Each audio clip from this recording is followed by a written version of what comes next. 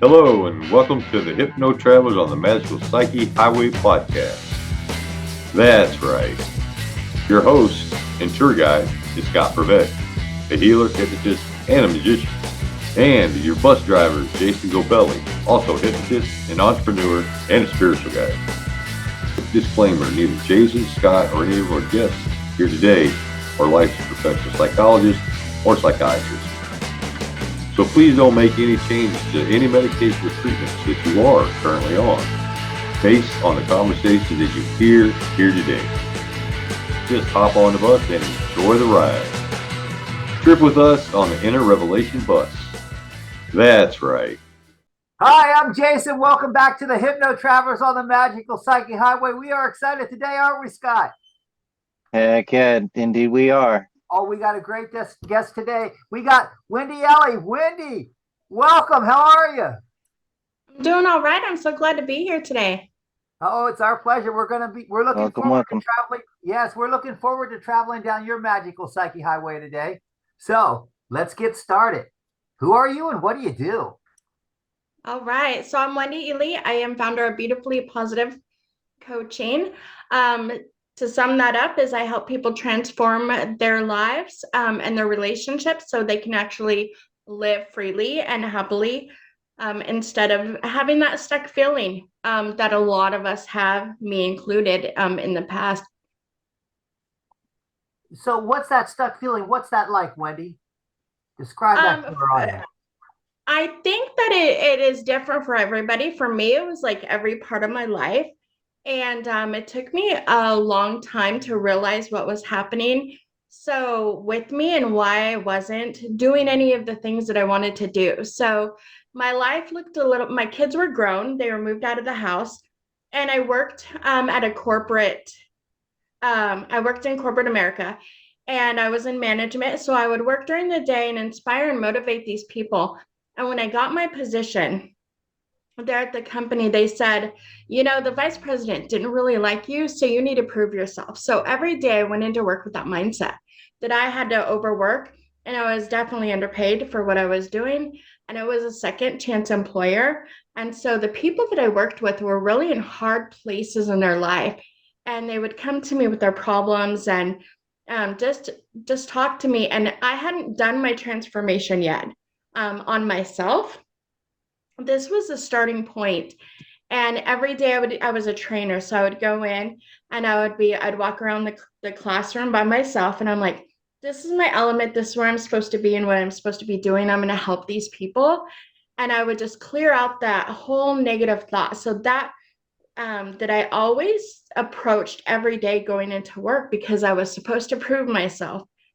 But that was one part of my life. I would go home to an empty apartment and I would want to do all these fun things. And I would just sit there and doom scroll social media and watch TV and go to bed and get up and repeat that all morning or every day. And so one day, I would make plans with friends.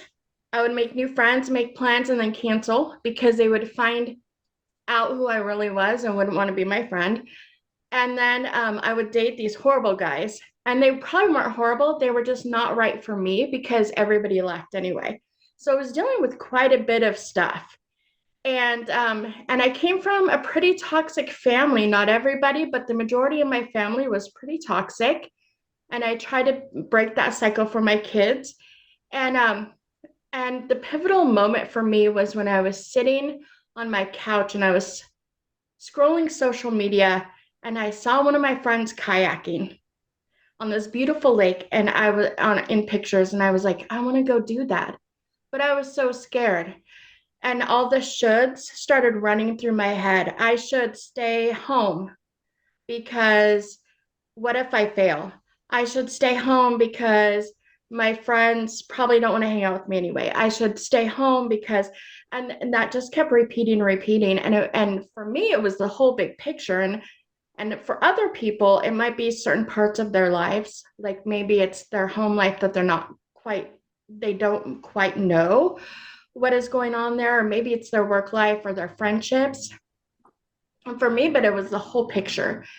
And so when I saw my friend kayaking, I knew at that point I need to make a change. And so I started working on myself first and started really looking at mindset and the subconscious mind and repeating patterns and all of that. And it became clear to me what was going on with me and what I needed to do. So for me, it was step after step after step, and I did it a lot on my own. And then I knew I got to a certain point where I couldn't do it anymore on my own, and I needed somebody else to help guide me. And so I had two coaches, and once two different coaches at two different times. And then I was getting right to the end, and I was like, you know what? I want to get certified in this and help other people. And so now I do whatever I want, and I'm just this happy free person. And like I flew to California because no one else could go, and I did last year, and it was my first flight ever taken by myself. And I transformed my whole life mentally, physically, emotionally, spiritually, by doing these steps. And now I help other people do the same in whatever area they're stuck with.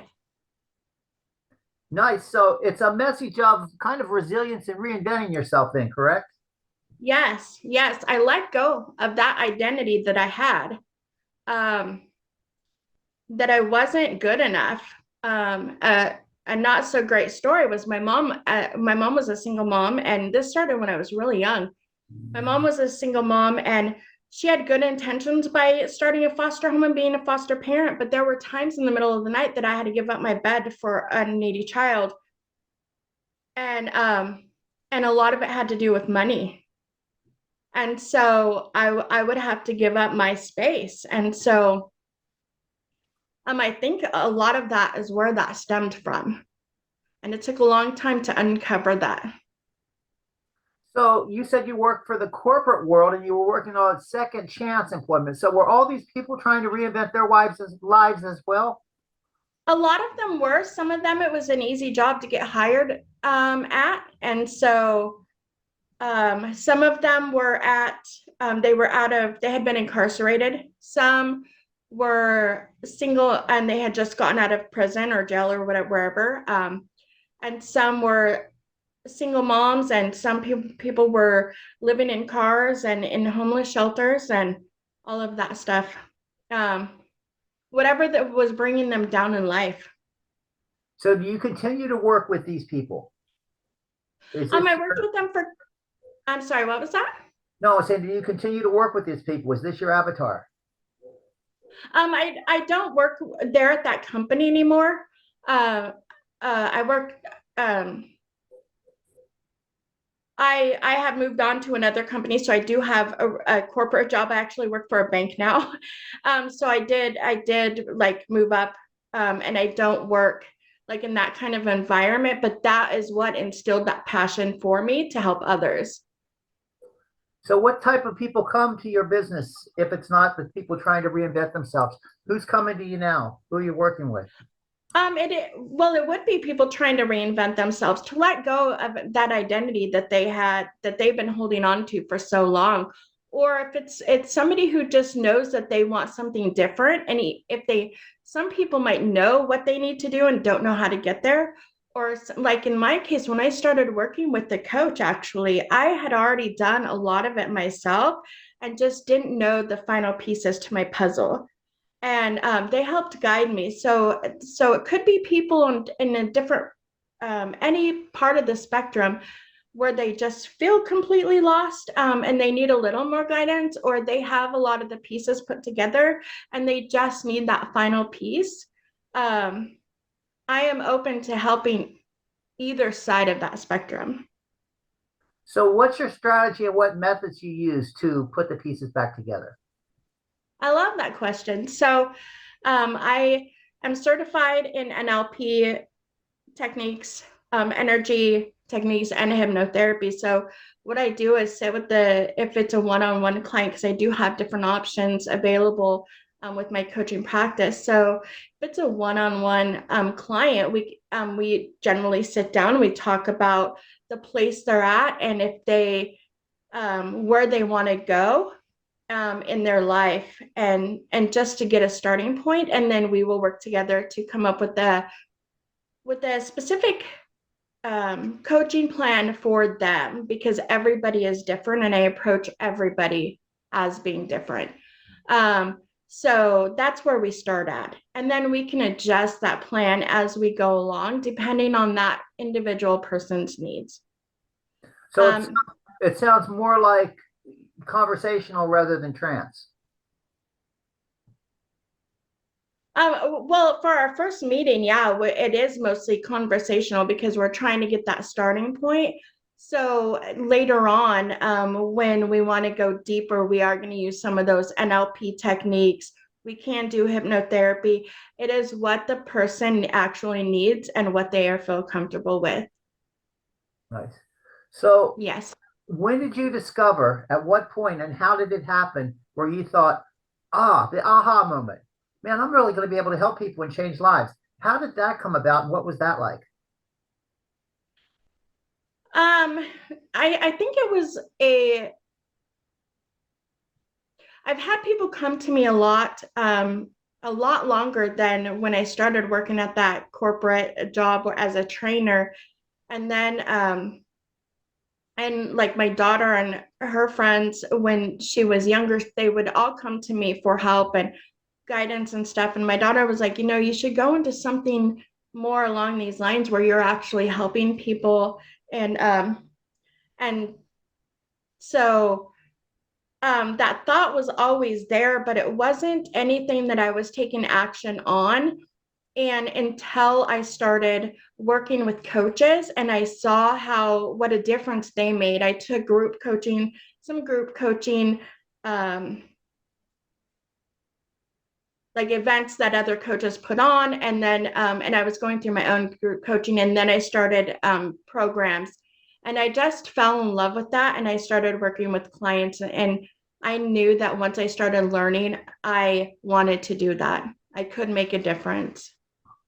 Nice. So let me Yeah. ask you, so you've been working with all these coaches and things like that. Who have been your mentors over the years? So my mentors, Reese Evans from the Yes Supply, she is amazing. And I I followed her on social media before I actually took the jump into her program, and I attended Tony Robbins, one of his 4-day program. So those are two of the big mentors? Yes, those are two of the biggest ones. Nice. Nice. Scott, you got any questions you want to throw out here? Sure. It sounds like you've got a story that a lot of people could relate to. Have you thought about writing a book? So I'm actually a published fiction author, and I have thought about writing a nonfiction that could reach people. Absolutely. It is on my list of to-do things. So 5 years from now, when you look back, what do you expect to see that you've accomplished?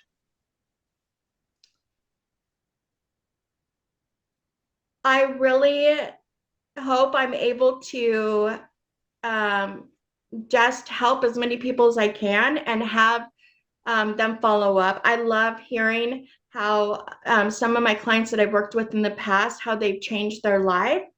And so I really want to look back and see the growth that my business has done, because if my business grows, if beautifully positive coaching grows bigger, then that means I'm able to help more people live their lives. And so I hope that I'm able to see that. Awesome. That's really good. So this fictional book that you have, Wendy, Yes. is it metaphoric for something? Is there hidden meaning in there, representative? What's that all about? I'm not really. I just started writing when I was a kid. I wrote my first romance when I was a kid, and I've been published for a long time. So I took a break over the past few years while I was studying, getting my certification, but I'm a romance author. So maybe the need because I wanted to find that I love. And so I think that part of me always wanted that. My partner. Yeah.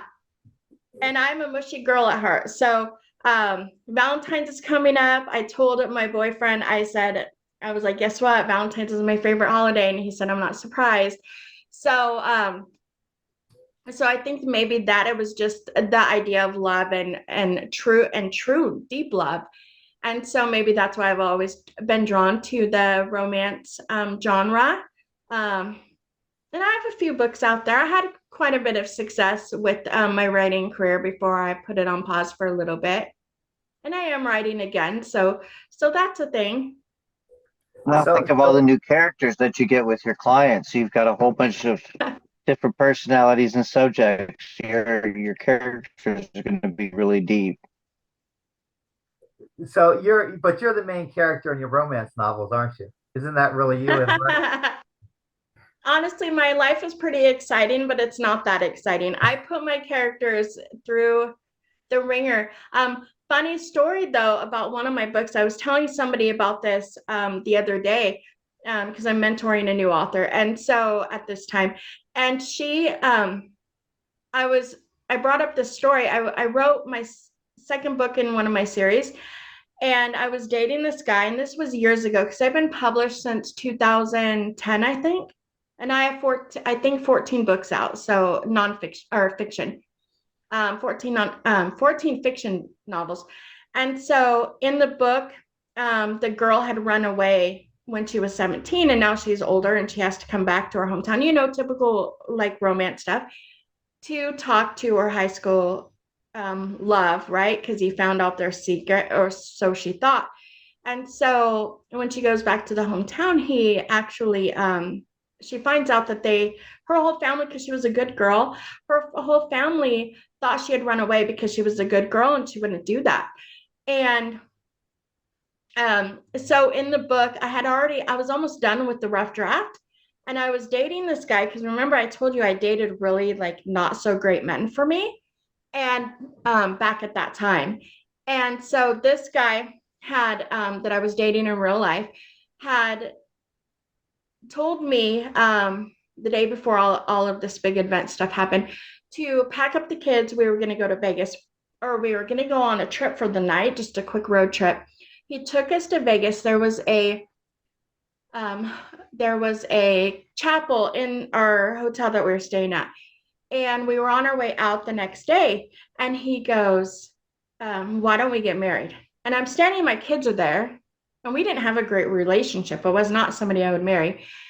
And my kids were there, standing there. I'm wearing like this t-shirt with the cartoon character on and jean shorts. We had been swimming. It was not a time to get married, or not the person either.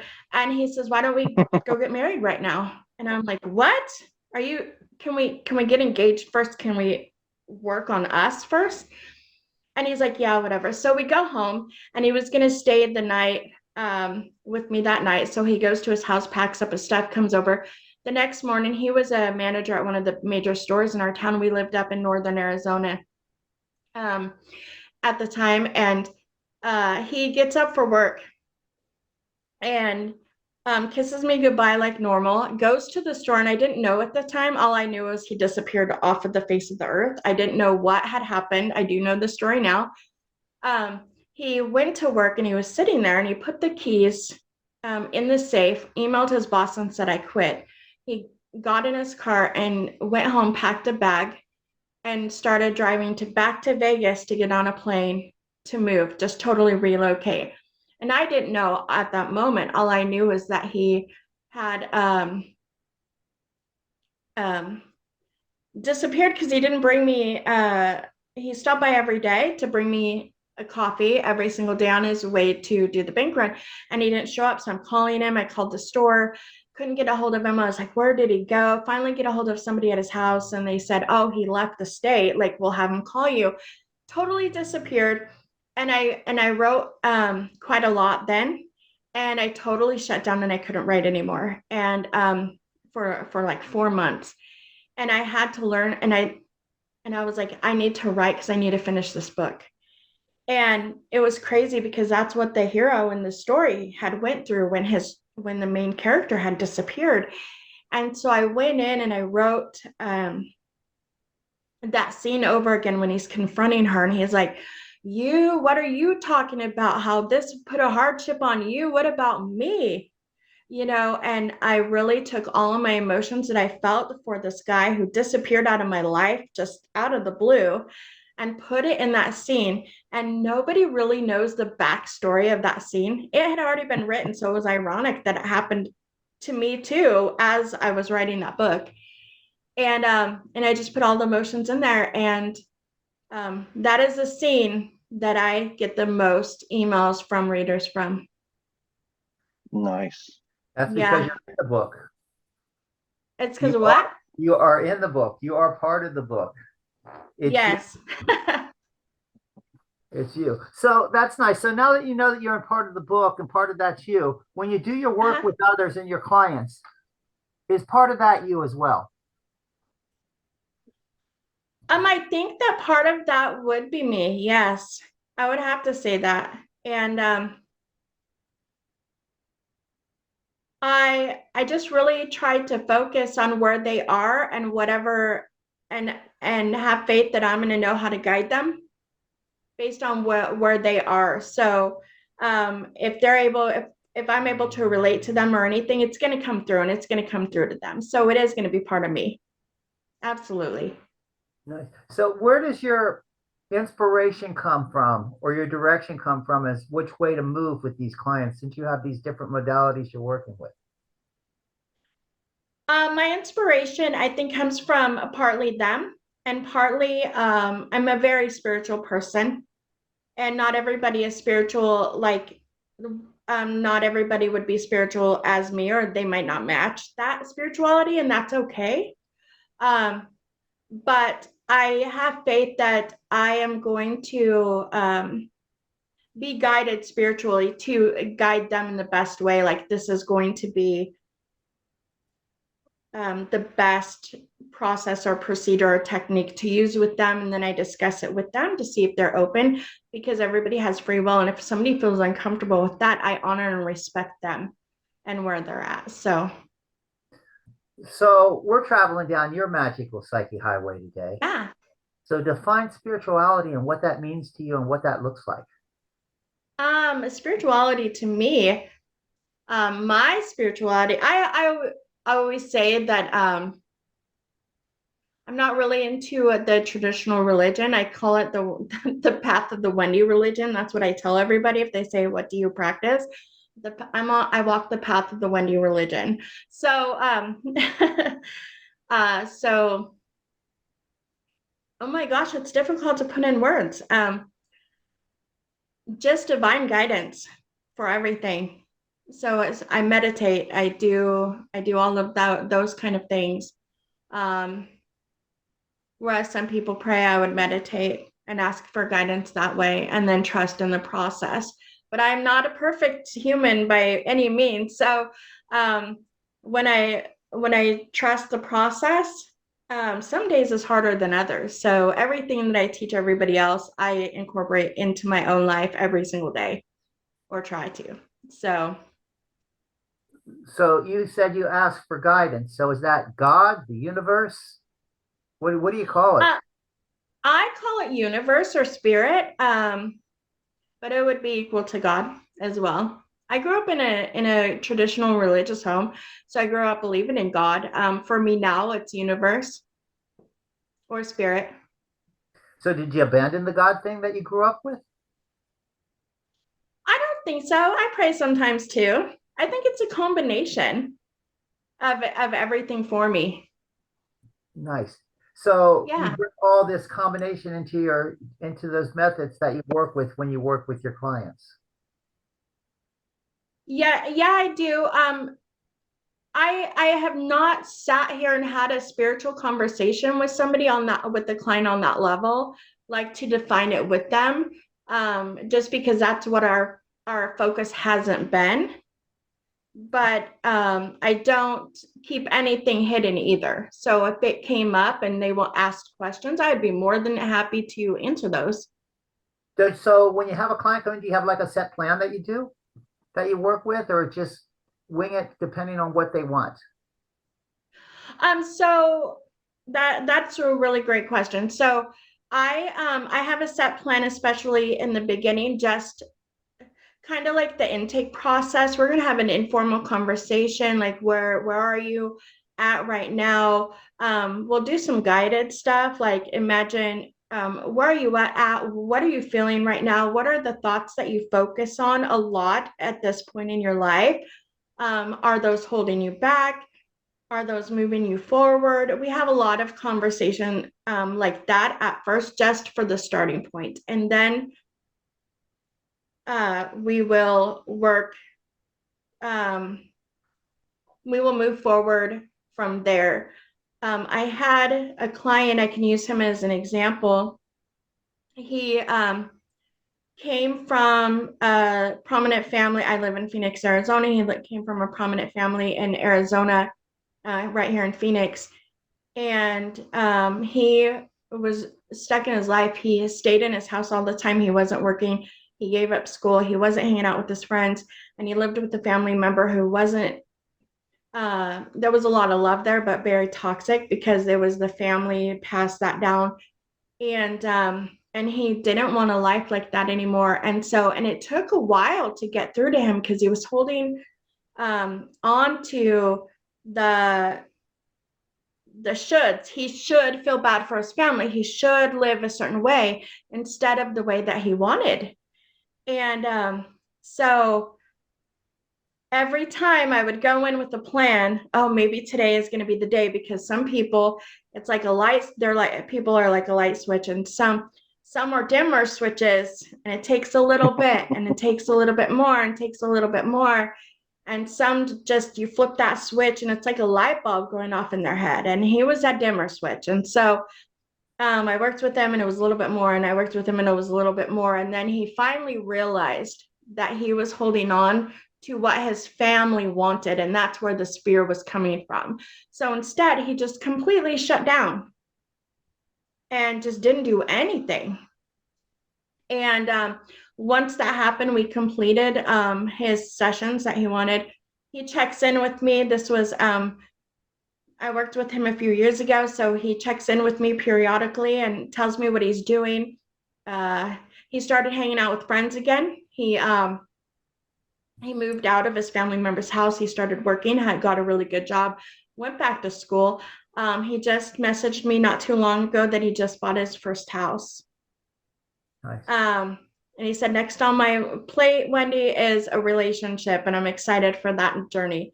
So, but I would always go in with the plan with him, because I'm like, it was really hard to just wing it. And I would always ask, would you like to try a technique next week? I always ask them that, so they're prepared, and give them an idea of what we should try.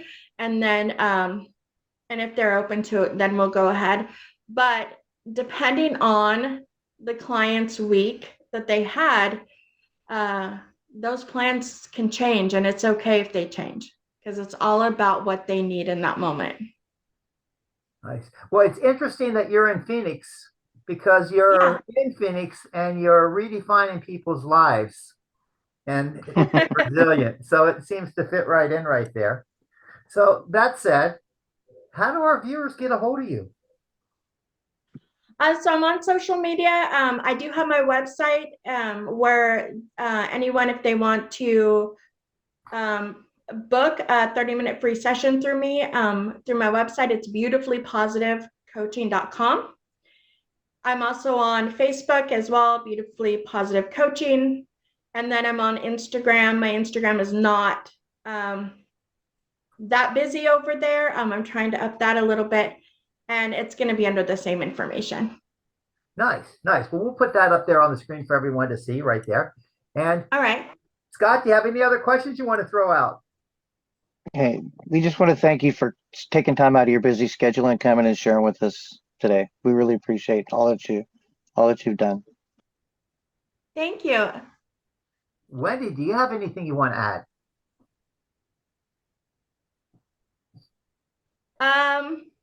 I don't think so. I'm just glad to meet the two of you and to be here, and thank you to all of your listeners for taking time out of your day and listening to my story. And I hope to hear from some of you. Wendy, we're not through yet because I have one more important question for you. Okay. What's your words of wisdom for our viewers? My words of wisdom, I actually do this. I try to find something joyful in every day, no matter what I'm going through. Something that makes me a little joyful. And so that is my word of wisdom for anyone listening is find one thing, at least one thing that brings you joy. It is going to change the way that you look at the rest of the day. Wonderful. It's going to bring a little bit more happiness in your life. Wonderful, wonderful. Thank you for that. And thank you for allowing us to travel down your magical psyche highway. We've certainly enjoyed it. We've had a pleasure being here, and we thank you for allowing us to travel down your road. Thank you. Yes. All right. So I guess if that's it, does anyone else have anything they want to say? Okay, viewers, we're glad you're here. We hope you come back. If you liked us, give us a thumbs up. If you think we're assholes, we don't care. Just give us a thumbs down. We ask that you subscribe. We hope to see you next week. And we're just glad you're here. Comment, share, and spread us all over. Thanks for coming. Wow, what a trip. Thanks for taking that journey with us today. Please like us, share us, and enlighten us with your views of the topics we drove into today. We appreciate you and love reading your comments. Thanks again, and we hope to see you back on the bus next week. That's right.